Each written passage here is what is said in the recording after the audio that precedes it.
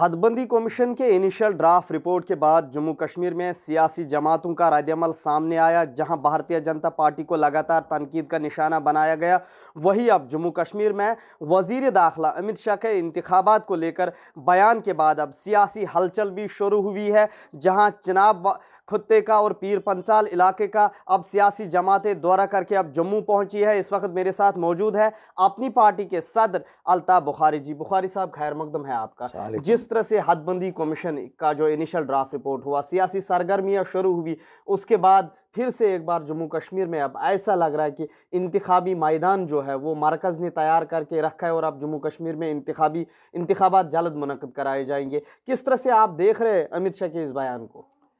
देखिए,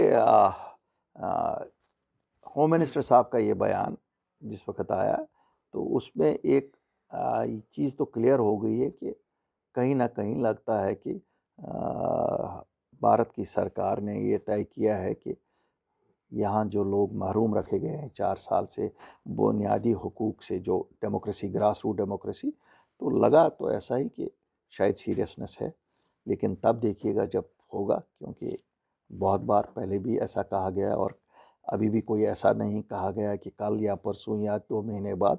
ये तो अभी एक फिक्रा छोड़ा गया है। अब इस फिक्रे को हकीकत कब बनेगा तब देखेंगे। ख्यालात के इस जंग में आपको क्या उम्मीदें है लोगों से? पीएचईडी भी वोट मांग रहा है आर्टिकल 370 को रेस्टोर करने के लिए। उनका मंशूर और बेसिक फोकस इस बार इंतखाबी मुहिम में उनका यही रहने वाला है। देखिए, मैं बताऊंगा, पीएचईडी हो, भाजपा हो, नेशनल कॉन्फ्रेंस अलग हो, पीडीपी अलग हो, कांग्रेस हो, ये सब लोग वो हैं, ये वो जमातें हैं जिन्होंने जम्मू कश्मीर, जो आज का जम्मू कश्मीर है, इसकी अगर ये हालत बेजार है, ये इन लोगों की वजह से है।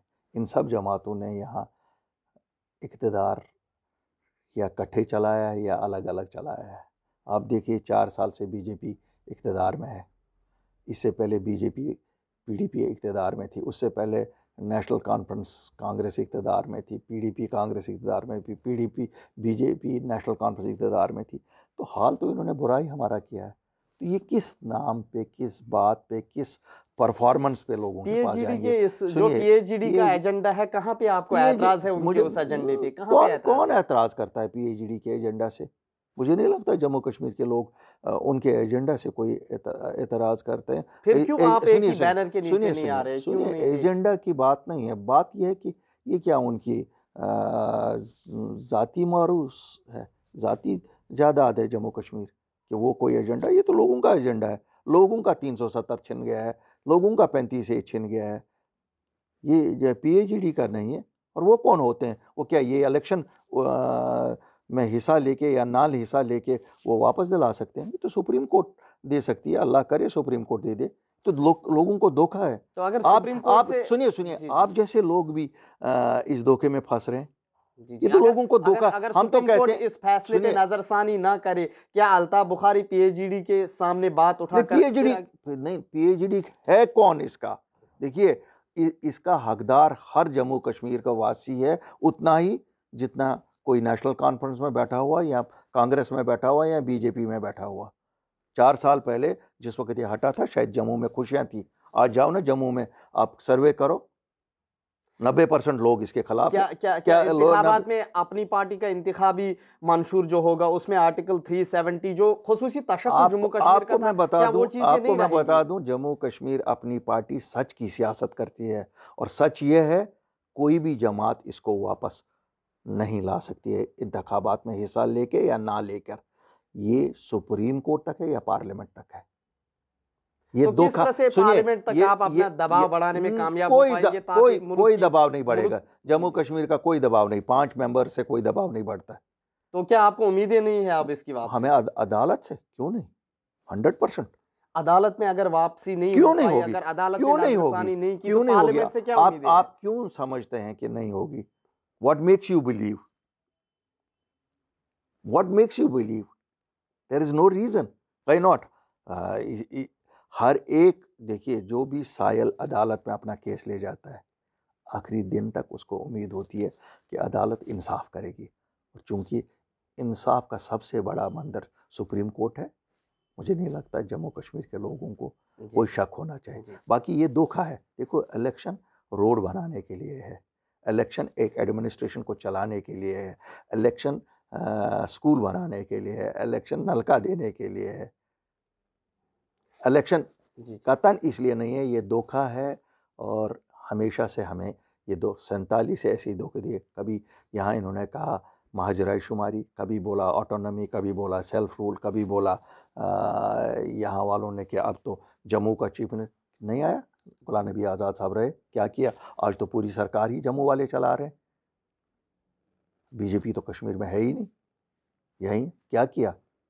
जम्मू वासियों से पूछो ना, बाहर निकलो, जम्मू वासियों से पूछो। तो इसलिए ये धोखा है, हम धोखा नहीं देते हैं। सियासत के बावजूद तामीर और तरक्की की भी बात हो रही है। इंतजामिया का कहना है कि न्यू एक्साइज पॉलिसी जो है, शराब की मजीद दुकानें खोली जा रही है जम्मू कश्मीर में, उससे बेरोजगारी का खात्मा होगा। अब हमें इतना ही देखना है। अब बीजेपी जब आएगी वो क्या कहेगी कि तवी में हम शराब ही चलाएंगे पानी की बदले, ये देखने वाली बात है ना।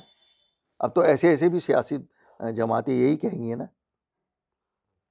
देखिए, ऑलरेडी हमारे बच्चे फ्रस्ट्रेट इतने हैं, डंडे आप बरसा रहे हैं इन पे। 4 साल पहले जो पोस्ट निकले थे वो कैंसिल कर रहे हैं, तो कितना फ्रस्ट्रेट करोगे इन बच्चों को? फिर तो यही बच्चे इसीलिए मजबूर हो जाते हैं बंदूक उठाने को या ड्रग्स खाने को। ये तो प्रमोट बुखारी साहब, जम्मू कश्मीर के खुसूसी आईनी की हैसियत के जो खात्मा हुआ, उसके बावजूद आपके सियासी मंशूर में क्या रह सकता है, इंतखाबी मंशूर में? देखिए, हमारी तो सियासी मंशूर में पहला ही है ये कि हम अपनी रियासत की आइडेंटिटी वापस लाएंगे, यूटी से इसको रियासत का दर्जा वापस ले आएंगे, नंबर 1। नंबर 2, हम ये देखेंगे कि यहाँ की नौकरियाँ और यहाँ की ज़मीनें और यहाँ की मादनियात, यहाँ के वसाइल, ये हक है जम्मू कश्मीर के वासियों का और जम्मू कश्मीर के वासियों के लिए मखसूस रहें। सिक्योरिटी भी कम की जा रही है। अब जो साबिक वजीर है, कुछ पॉलिटिकल पार्टीज का मानना है कि खुसूसन उनके जो पीएसओज है, हम कह सकते हैं कि कम किए जा रहे हैं। देखिए, सिक्योरिटी पे किसी के साथ भी कंप्रोमाइज़ नहीं करना चाहिए। जो थ्रेट परसेप्शन है हर एक को मिलनी चाहिए। ये कोई किसी के लिए कोई इनाम नहीं होता है, ये ज़रूरत है, वरना ये बॉदरेशन ही होती है।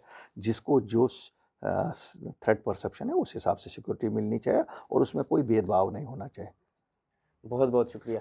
ये थे हमारे साथ अपनी पार्टी के सदर अल्ताफ बुखारी, जिन्होंने उम्मीद जाहिर की कि मुल्क का सबसे बड़ा कोर्ट यानी सुप्रीम कोर्ट, वहां पे आर्टिकल 370 बहाल होने की इन्हें उम्मीदें है। वही इन्होंने कहा कि जम्मू कश्मीर में आर्टिकल 370 के बावजूद भी कुछ सियासी मसाइल है जो इनके इंतखाबी मंशूर में शामिल रहेंगे।